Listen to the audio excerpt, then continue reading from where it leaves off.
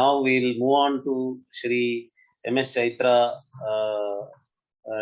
Shri M.S. Chaitra is now with Chanakya University, Bangalore. He is an ardent follower of Professor S.N. Balagangadhara and his analysis of the Jati system or caste system. He is going to present his talk on what kind of learning that the Jaati-Puranas provide us. Sri Chaitra. Thank you, Nagaraj Garu, Harikiran ji and others, and Indic Academy for organizing such a wonderful event and an extremely important event in the sense that we need to sit back and think about very seriously about our ritual traditions. So there is so much that has been spoken about. In fact, I'm very happy there are a lot of examples of various Purana that I wanted to narrate. In my talk has been already sort of discussed. Various examples have come, various instances of different Jaati-Puranas have come. So one of the things that I wanted to do here is that, see, we are at this point in time when we look at our oral tradition, a large number of performative traditions.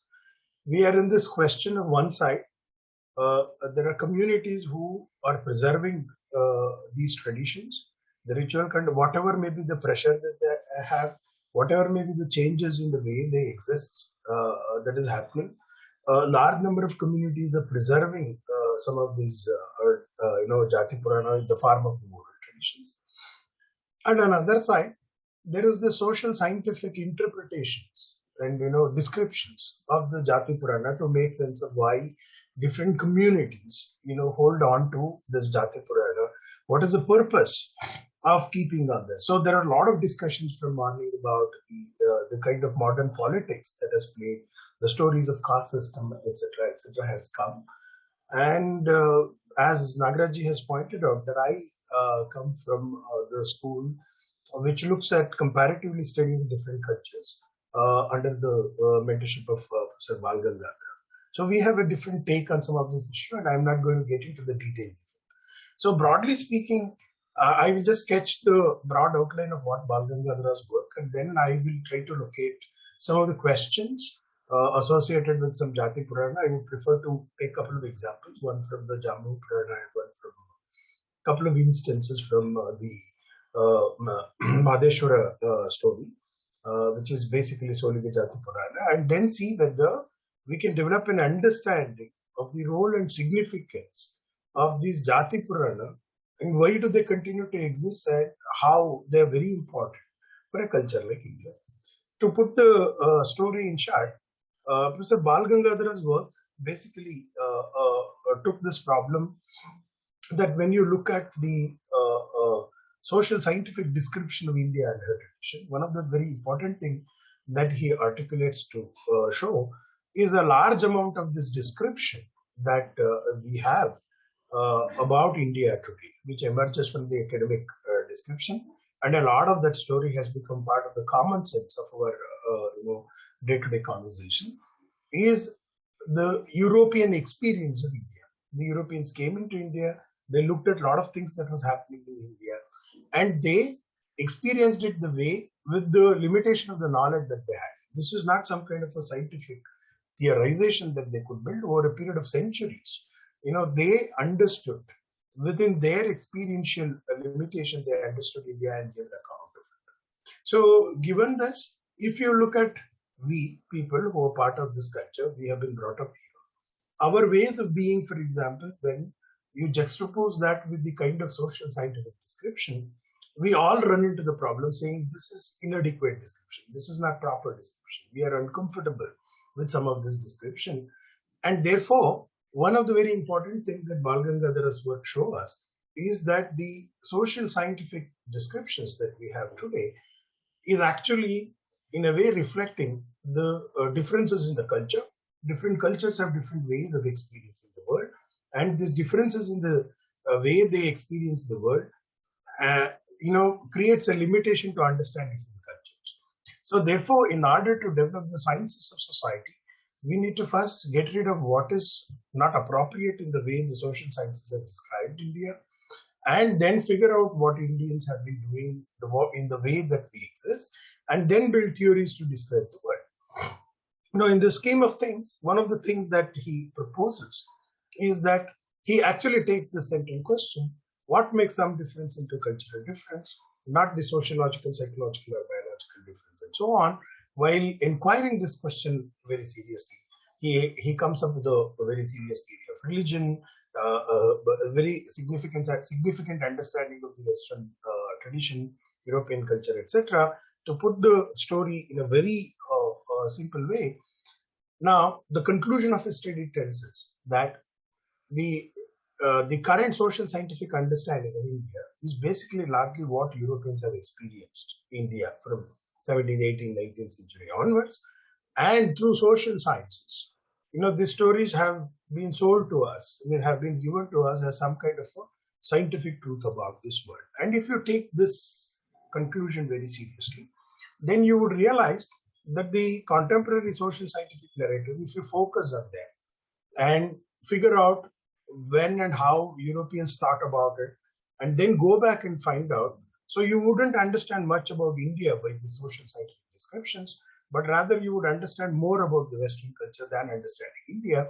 Once you have a partial description of the Western culture, you will start finding out how Indians are different from that.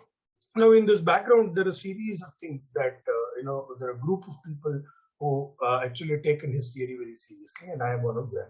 So they have developed very series of things. Now, in that, I will take one particular thread of his work, which he developed a few years back, way back in 2013-14, and then try to come back and reflect about how we understand Jaati-Puranas. Now, if you look at the contemporary description of the way Puranas in general and Jaati-Puranas more specifically have been talked about, now you would see something very strange. Now, the strange thing is that many people would say, for example, the understanding of Jati-Purana will tell you some kind of the dynamics of the caste system, some kind of hierarchical structure. And so you need to build a large number of assumptions about what castes are, how the caste functions, etc. And they may not hold a lot of ground if you really examine them with the Indian people today. Now, the second way is that it also demands you to assume that there is something called Hindu religion that exists, and Hindu religion had some kind of a classical tradition which has scriptures, and there were a lot of rebellions that has happened, and then believe in hierarchy, the low caste story, a whole range of things had to come. This is one segment of the description about the Purana. There are a lot of variation in the thread. I'm just making a very sweeping summary of this story. Now, second, many people have given attention to things like Jati-Purana and other very so-called folk and oral tradition. They looked at it as that there is this phenomena of vernacularizing the Puranic tradition. So, large number of people have argued, including the people like in Telugu, Velicheru Narayan Rao, D.R. Nagaraj, and many others would argue that the Purana becomes some kind of a mode of Brahminical, imposing the Brahminical structures on people who are not within the fold of Brahminical order. In a way, many anthropologists would connect that to some kind of Hinduization of the non-Hindu traditions, etc., etc. And there are so many threads around it. There are so many things that have been written, etc., etc. This is one way, and all of them could be contested on both epistemological ground and the empirical ground, that these do not stand the scrutiny for a long time. Now, the other alternative would be to raise another question, to go back, and if you travel from India, from north to south and east to west, something that you would encounter is there are large number of jatis, who continue to perform something called Jati-Purana. Now, Kula-Purana, Jati-Purana, sometimes some Puranas are shared across multiple jatis as well. Sometimes they are not called Purana, some kind of a Kavya or something. They're there all over the country. Now, today, there is a lot of data that is available, a lot of documentation from Rajasthan to Gujarat to Manipur to, South India is full of that, a lot of them. So in Karnataka, for instance, we have Madheshwar Kavya, Manteswami Kavya, Chunjapa Kavya, Mailarlinga Kavya. Some Andhra Karnataka borders, we have this Jambu Purana. Then you have Dakali Purana. There are a large number of things, and they're all there in their regional language, either Telugu, Kannada, Tamil, and so many other languages. There are a lot of stories about vernacularization, etc., etc. I will not get into the detail. But nonetheless, what we recognize is that these are Puranas. Now, the way you have Shiva Purana, Padma Purana, Bhagavad Purana, or any other Purana, they are also Purana. So there is also very interesting things that Puranas. Now, whether they are Ashtadasha Puranas or the Jaati-Puranas. Now, how are they performed? Now, they are not randomly performed. Of course, you need a context. The context is always a ritual context. You need to have some kind of a puja. You need to have some kind of an occasion. And there is a particular way in which this has to be performed. From the beginning to end, there is a sequence. What at the maximum that they can do is that they can reduce certain episodes. Because, nowadays people don't have the whole night for the performance some of this Purana. Sometimes some of these Puranas require a couple of months to be performed on various occasions. Because you don't have such longer, spells to perform. Now people are caught up with so many other things. What they can do is they can reduce some parts of the singing of the Purana. So this entire ritual context involves, you have a lot of achara, in the sense you have rituals to be performed. So you need a lot of instruments to perform them. And you have set of songs. And then you have dance and whole range of other things. Now, if you look at one Purana, any Purana, whether you take the Madheshwara Kavya, Chujappa, or the Jambu Purana, even though it is associated with, for example, Madheshwara Kavya is associated with Sodaga community, or Jambu Purana, is associated with Madiga Sampradaya. Now, the participants of this Puranas are not necessarily one jati. The entire surroundings will participate, and neither these Kavyas have the characters which belong to one jati, because they are also quite widespread.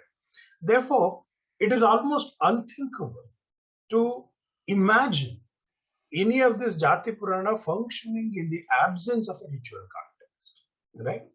And interestingly, irrespective of whatever the change, there was a reference to say that the number of people who can sing this have been reducing. In some places, they're flourishing, etc. Whatever may be, why people have sustained it?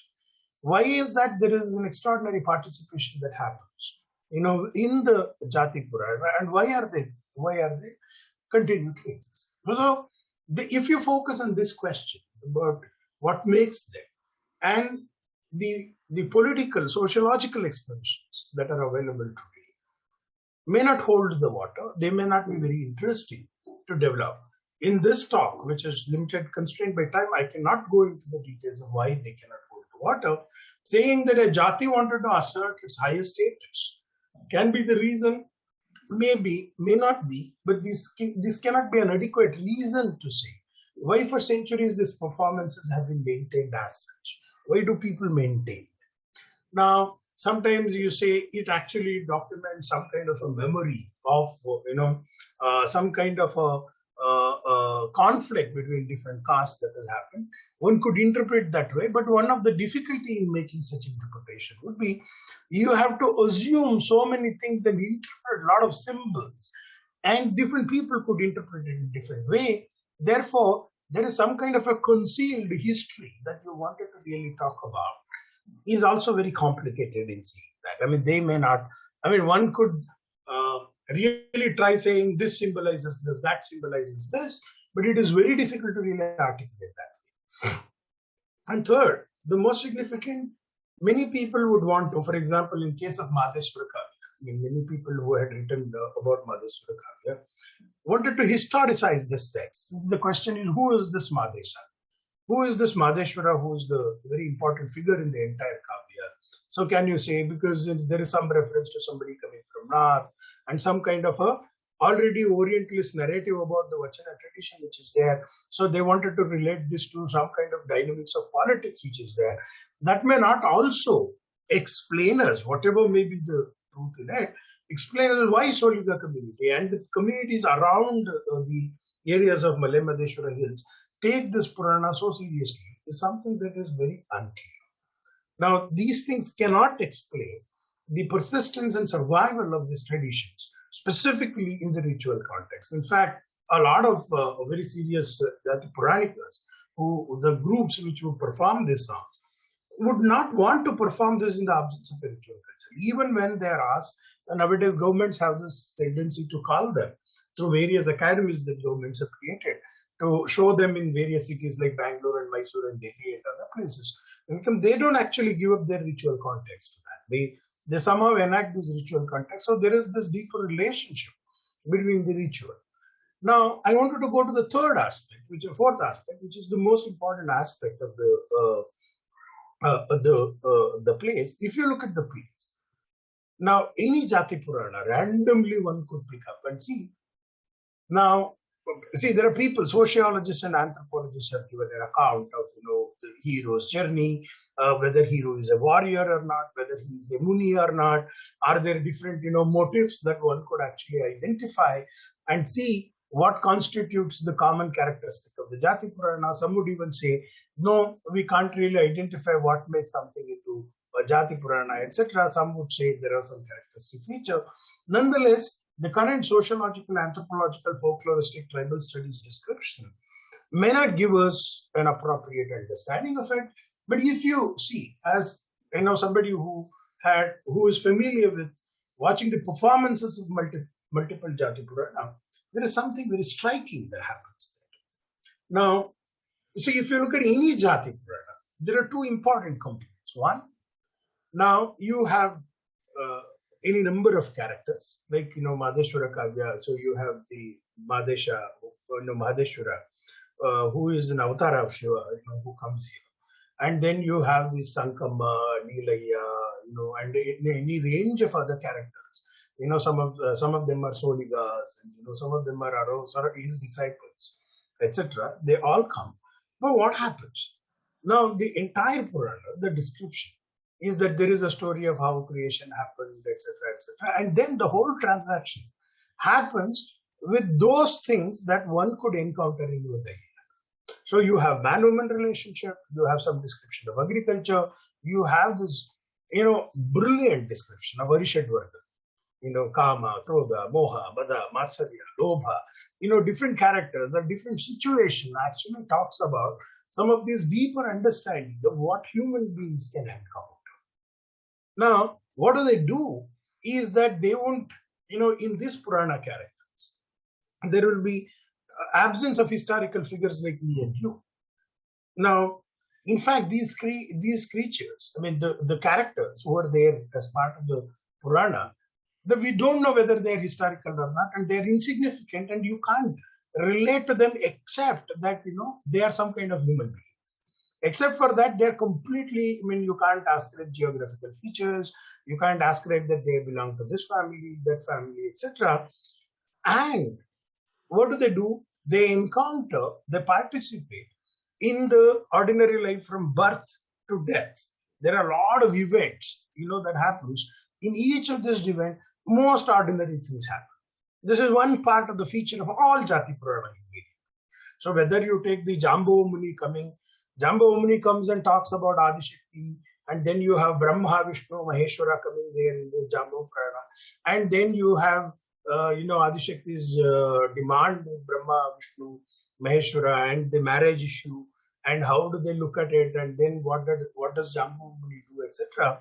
But then there is one side, there is parallel discussion about Jambavani, is about Parabrahma, etc. Same in Madheshwara Kavya, Madheshwara, he is the avatar of Shiva, etc.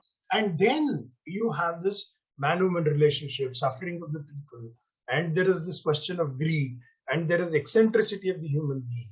So all kinds of events of the human life that you have. So this is one part that you see as the template of the story, which runs throughout. So therefore, more or less, if you look at Madheshwara Kavya, Malay Madheshwara Kavya, or Manteswami Kavya, even in 21st century, for example, if someone follows the whole performance throughout, all that, Chaitra, living in metropolitan city like Bangalore, all that one could encounter in his daily life are those that you could actually connect to. Therefore, in the performance, there is something very phenomenal about it when the viewers are watching. Viewers are also, I mean, these performances are also so fluid in the sense that they also bring in a lot of contemporary conversation in the form of some vidushaka or somebody making some comment on local politics. In these performances, you have, Yediyurappa Siddaramaiah also once in a while can enter within the performances and go. In the sense that there is this relationship between the performers and the people who are watching. And this relationship is not so much about how beautifully someone is performing that part, but it is more about whether that particular kind of instance of whether Sankamma, not having a child, or Sankamma badly treated, by the Nilaya because she was, refusing to take an oath, to be loyal to him. Or at some point in time, when Nilaya comes back after a point in time, he sees her being pregnant. How could she be pregnant when I am not here, when I have not slept with her? I mean, all these kind of very ordinary events, all these kind of suspicious events that any human being can encounter in his life, one could see and visualize these kind of experiences in their life are the core thing. And when people are watching, they are actually sitting and actually connecting them with the daily experiences and things that happen in and around the villages, etc. In a way, the most ordinary part of our life stories come into being there. Now, this is where I wanted to bring in one of the very important aspects of what Professor Balgangadhar proposes, saying that this is a larger proposition that he has broadly for the Itihasa and Purana, that these are illustration of Adhyatma. So if you take that claim very seriously and look back the performance of whether the Jambava Purana, where in the Jambava Purana there is conversation between this Jambava Muni and the status of the Brahmins. There is this open conversation that happens. Or, you have this, instance where this Nilaya, Madesha and the Sankava, the Madeshwara Purana, where there is the question of a child which is born and who is the father and how do we look at it. Now, if you look at all this, what is that you can generalize in this? Now, one of the very important things that these Jati-Puranas do is to say there are a lot of things that happen in our daily life. Now, all that happens in our daily life is not something which is very unique to us. In the sense, as human being in this world, this is something that we had to face. Now, some situation or the other comes and it haunts us. So the question then, what should I do as a human being? And I am embedded within the society. So I have a lot of interrelationship with various men, women, people belonging to different jatis and adjacent villages and so many other places. So with them, what kind of relationship should I possess? Therefore, there is a particular kind of orientation that is necessary for me, which requires me to say, this is not something which is very unique to me. These are something that as a human being who exists in this world, it happens. As human being, you will be, whether you like it or not, because you're a human being, you are, caught by kama, krodha, lobha, moha, mada, matsarya, all these things will come. But what do these things do? The Jati-Purana is that they will point out to you, saying, look, they're going to come to you. Now, you will have moha, you will become lobhi at some point. You will have matsarya by looking at somebody else, etc. So all these things which are going to come to your life is going to haunt you. The question, you can't stop them coming. They will take over you. It is very natural for a human being to have all these things in you. Therefore, what you should do, once you start realizing through this performance that, look, it is not just for me, this happens to every human being, then question comes, then what should I do? So the question actually will be focused towards understanding myself. Interestingly, the Purana, invariably all these Puranas, actually refers to para. It is almost not possible to find a Jati Purana which does not deal with this para or Brahma. So in that sense, there is this focus in the ordinary language that pushes you towards to go back. So to put it simply, in the bigger story that I was trying to narrate so far, is to say that it brings in series of events, series of occurrences in this world, in the Vyavaharika Jagat, that it brings in and say, look, whether you like, whether you don't like, these events happen. And how it is being told? It is being told in the form of a simple story where even Madheshwara, even the Jambu Muni, is such a learned, he is the Parabrahma. So these people also encounter and get into this problem. Now, so therefore, I am a very ordinary body. So therefore, what should I do? How should I look at it? How should I look at this pain and suffering?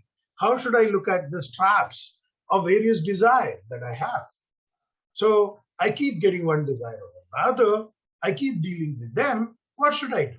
So every act, every enactment of this performance makes our life richer in the sense that every kind of problem that I'm confronted, my very existence as a human being belong to X Jati or Y Jati, X place or Y place, etc., could be reflected very practically because there are multiple choice that one could, examine through the series of events that go through the Purana.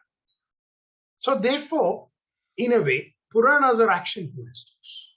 In a way, they tell you, as a human being in this world, how do you build various social relationships, what is appropriate, if and only if you want to have happiness as your goal, because you wanted to live happy.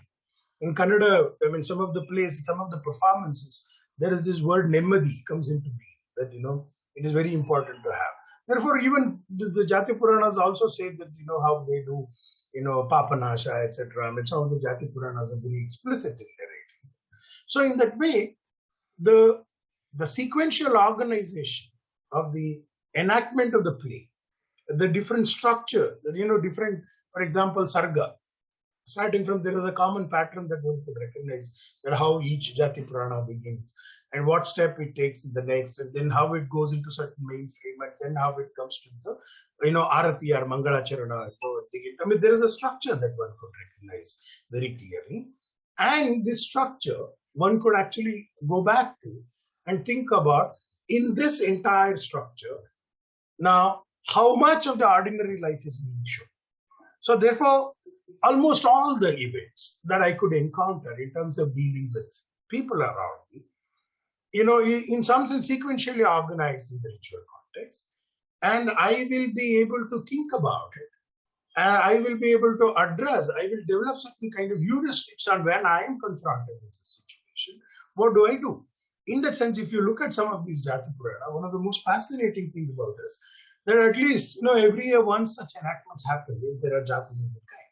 If there are no Jati Puranas, there are other kind of prasangas which are actually performed from various Purana in other places. So in southern Karnataka, we have, for example, Bail Nataka tradition, where you have various prasanga from various Purana comes, gets enacted. So given this situation, one of the most important part is that the enactment of every Jati Purana, every instance of a ritual context which enacts the play, would actually tell us, will show us to how to reflect about our daily life. In that sense, Jati Puranas play a very, very central role for us as the viewers, who are the participants, to think about how to think about myself in order to be happy. In a way, they are deeply adhyatmic. They generate a kind of orientation towards this world, about myself and my surroundings. So in that sense, they are about the knowledge about the human being.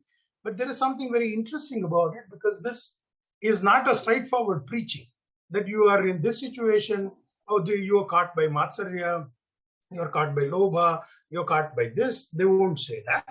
But this enactment gives you heuristics when you actually confront such a situation. This way of looking at this illustration of Adhyatma, which is very central to some of this Purana, whether it is Ashtadasha Purana or Jati Purana, is the core characteristic feature. Therefore, we need to rethink about how do we understand and actually describe the Jati Purana for ourselves. Because if you don't think about it, the very important action heuristic purpose, the way in which it was making our communities coexist. See, today all our preaching, in fact, the social scientific understanding, various identity politics, have made sure that we use Purana to fight with each other. We actually pitting one community against another. But contrary, Jati-Puranas have a very significant function to make sure that we reflect about our ordinary lives, about ourselves, in a very, very deeper fashion. So that's why Jati-Puranas, I think, are extremely important. Why do they come into being? What happened during Islamic colonialism, etc. Or another part, I will not be able to get into the detail. I think Nagaraj has come, so it is a warning that I should close my presentation. I had some more thing to say. Just a reminder. No, if you have any more things, you could briefly conclude. So the only few things that I wanted to say is that in Balagangadhara's hypothesis, there is a very significant characterization between Western culture and Indian culture. Now, Indian culture is predominantly Kriya Gnana, action knowledge, performative tradition, as opposed to the theoretical knowledge where you keep searching in Western culture, where they keep searching for belief system, doctrines, etc., to reflect about their life. They have something called normativity, etc., as opposed to everything sort of, thought in set of series of action. Jati-Puranas are actually the best case where what do they do is, in a way, they capture the series of actions that you have together and present it in front of the people so that people can look at it. So one of the very interesting things that I caught my attention is that some people have collected this Jati-Purana, from 1950 to 2000s, various versions from different singers. Now, these Jati-Puranas also go constant modification. Different singers have they have dropped different parts, they have added. But what is very interesting about this, different addition and different, dropping certain part in different places which are added, the core of the Purana, which is the enactment of series of action, does not get altered. So, in fact, some of these people who sing, who are performers, literally know what to drop, what not to drop. So there is a clear-cut pattern in terms of where do they drop and where do they not drop. So there is this extraordinary conserving certain series of actions which are being presented, which is phenomenal. This is something that I haven't yet focused studied, but I looked at, over a period of 50 years, people have collected from different singers the same Purana. And I mean, if you keep the text compared and the performances compared, you know where, which part is where they play around, which part is where they don't touch anything. I mean, so you have an extraordinary tight pattern. So therefore, this emphasis on presenting the situations of one's life through the story of an avatara, a story of a hero, whatever, is so important for an audience to see. So the last point that I wanted to conclude, if this is true, if this hypothesis is taken seriously, it also tells us on how do we reconceptualize the aesthetics part of it. How do we look at the critique of it? In the sense, when we look at the measurement of performance, art appreciation, I mean, if you look at such a performance like a Jati-Purana, now the best performance, you go and ask and talk to people, if today is the best performance, why do you think it is the best performance? And this best performance is not so much about the actor really doing something extraordinary, rather how much he could connect that to his life. So he finds it best because he found that he could connect to similar situation in his life. So there is a different way in which they appreciate the performances. This is not the way saying whether the artist has had an extraordinary skill or not. Of course, skill, etc. are important, but the appreciation by the audience is of a different kind. So if you go and look at the performance of this Purana, so their orientation of what should be communicated is also organized around these patterns of appreciation, because the challenge is to make them understand that, look, these are the instances that they occur in your life, and you are going to be the victim of Lobha, Moha, Mada, Matsarya, Kama, etc. In that sense, I would see Jati-Purana as the sites of learning. They actually give us an action heuristic to reflect about how do we exist in this world. And if we want to see a very peaceful community harmony, very important way of being existing in this world, one of the important tasks that we have in front of us as a civilization is to strengthen this ability to invoke, communicate the Adhyatma through these performances. I think we have that task, because that is only can keep India very happy. Otherwise, we keep dividing in the name of all this caste system hierarchy story, which may not mean much really for the people who think about it. With that, sorry for extending my time a little more, Nagaji. With that, I conclude. Thank you. Thank you very much. That was very erudite and excellent analysis of the theoretical aspects of Jati-Puranas. In fact, I learned a lot from your talk. I've been in the same field of Jati-Puranas for the last 3.5 decades, and I'm going to talk about it after your talk. And I never focused on this universal human worldview, human philosophy aspects of Jati Purana earlier than your talk. That I should acknowledge. That is a very important aspect that you emphasized. Yes, that's I think one of the reasons. Actually, all over the world, in myth studies, mythology studies, there has been a question that has been repeatedly addressed by various fields like psychoanalysis or philosophy or anthropology. The question of why there is a pull for these things. Yes. Why there is an eternal universal pull for these mythological narratives. And one answer that you gave today is that they answer your deeper life questions, and the basis of appreciation of performance also comes from that level of connection that the narrative is making. So the whatever community from which the Jati Purana is coming, whoever is the audience, they are connecting to that. And that's one question that answers even your very beginning. In the beginning, you said, why, say, the Jati Purana of a particular community is participated by the other communities. Yes. That's a very good point. I never thought about it. It's a learning for me. Thank you very much.